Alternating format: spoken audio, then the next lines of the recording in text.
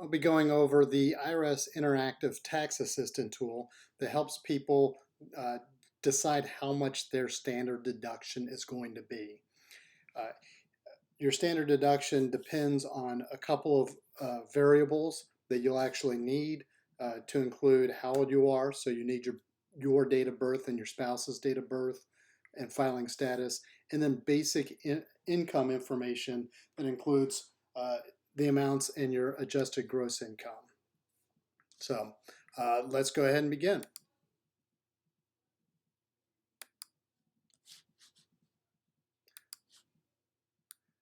So we're going to start by selecting the tax year. We'll use the 2023 tax year. And then the first question that is asked is, what is your marital status? So your marital status, when it comes to being legally separated, means that you're legally separated under a divorce decree or a separate maintenance arrangement. And if you're legally separated on the day that your spouse died during the tax year and you didn't remarry, then you're technically legally separated on the last day of the tax year. So you'll see single, unmarried, or legally separated, married, or widowed. So let's just say that we are married.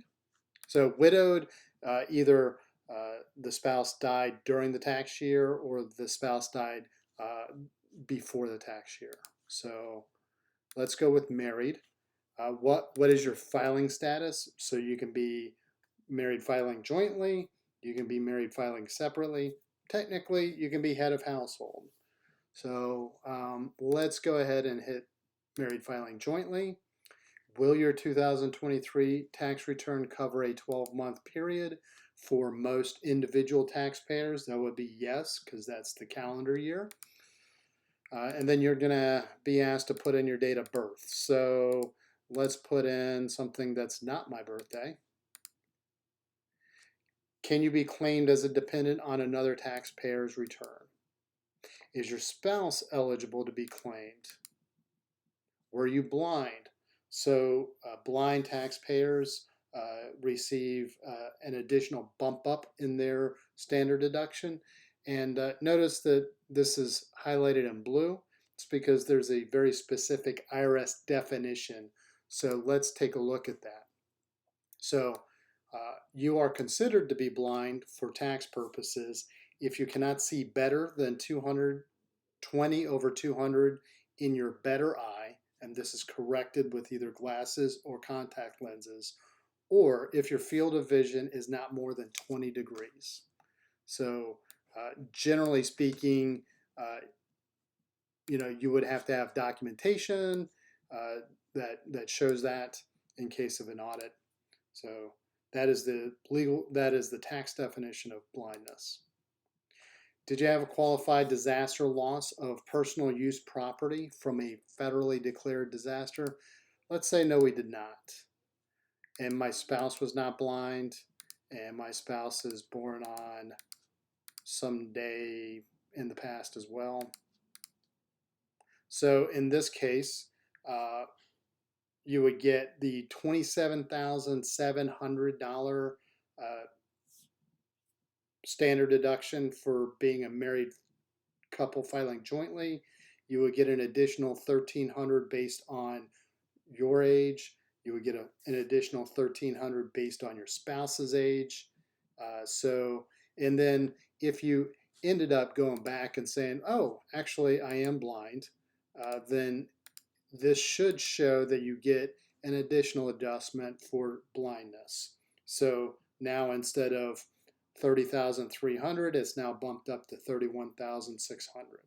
So what I would recommend that you do in each of these situations is if you're relying on this tax tool, if you're relying on this tax tool to help you with the situation, then go ahead and print it out. You see the print button at the bottom? Go ahead and print it out. Go through the document just to make sure that you noted everything correctly and that the answers reflect the truth as you know it, which is pretty straightforward in this situation.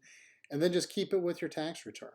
So Your tax software should also pick up on this, especially if you're answering questions about your age and your blindness. Uh, all of this should get picked up by your tax software. But anytime you're using the IRS website, like the interactive tools, always tell people that they should print this screen out just in case there's a mistake, because odds are likely that you're going to catch that mistake. And then even if you don't, uh, it'll help you if you are audited, and you'll have a better chance of mitigating or avoiding penalties that are related with like accuracy. For example, there's a difference between an honest mistake and just accuracy, just completely being off the mark, or disregard, negligence. Like you don't want any of those words being tossed around in the middle of your audit. So, print that, keep it in your records, and then if you made a mistake, you acknowledge it, you accept the recalculation, and then you move on.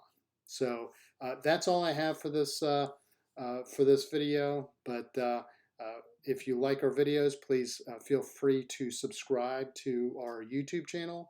We also write articles on related tax topics. Feel free to check out our website, teachmepersonalfinance.com.